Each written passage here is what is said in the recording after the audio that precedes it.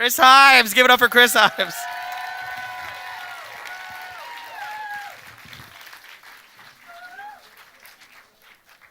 I was really hoping Robert was here because I'm sitting there right under like this fan and I like can't hardly talk. So in high school, I was chosen to be the student director of the school play. And this made a lot of sense because while I wasn't a particularly good actor, I was very mature and responsible and organized, and I was the kind of kid that teachers trusted. So it made a lot of sense. So it turned out that our spring vacation was kind of in the middle of the rehearsal season. So the teacher, the faculty director, suggested that I get my cast together over vacation to practice a few times so that we would be, ready for the production. So I said, sure, that's a great idea. So I went home with this list of 5 cast members and their phone numbers. And every day I would look at the list of names and phone numbers, and I would look at the phone, and I would think, well, I should call, and I didn't. And I said, well, it's too early to call.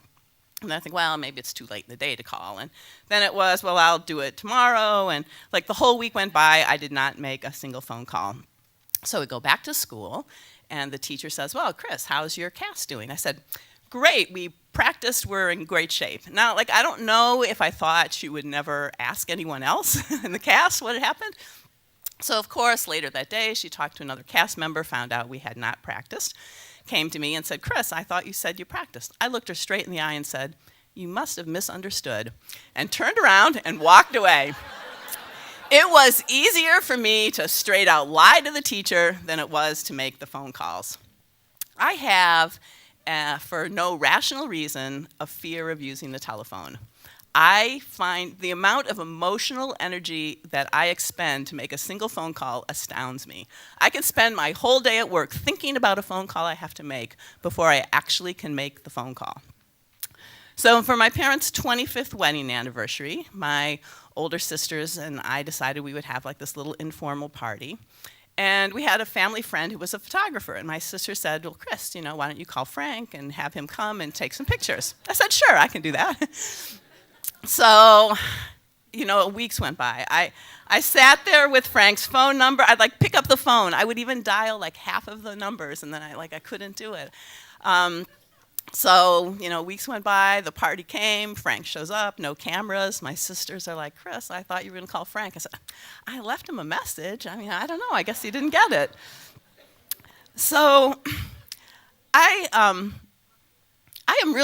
a very responsible person. I am a college dean, okay? Now, after this, I may not be. But I deal with important decisions all day long. I have lunch with rich people. I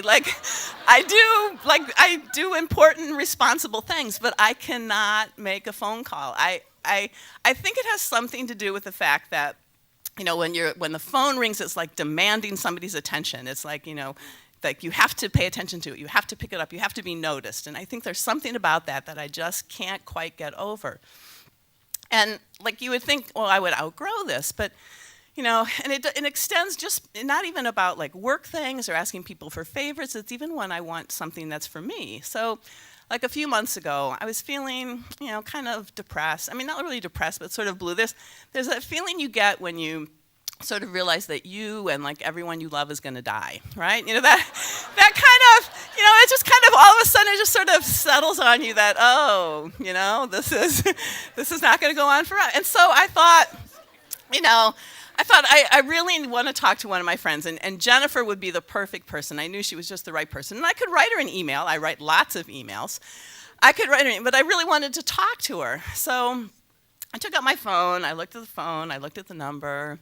I poured a glass of wine. I sat on the porch. I looked at the phone. I thought I could text. It's 8 o'clock here. It's Sunday. It's 9 o'clock. She's in the East Coast. It's late. I don't know. Maybe I shouldn't call. Went round and round about this. Finally, I sent her a text and said, hey, you busy? Immediate response, no, not at all. And then a few minutes go by, and she's like, Chris, what's up? I said, oh, I thought maybe I'd give you a call. And she goes, great.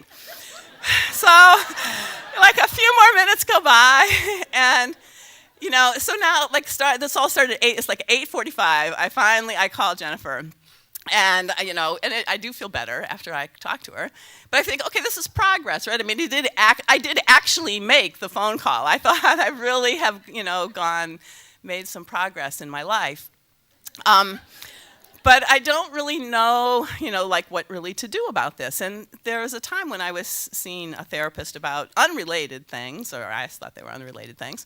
And at some point I mentioned her, I said, Linda, I just got this problem about using the phone. And she's like, well, Chris, I'm sorry, I really can't help you with that. I don't like to use the phone either.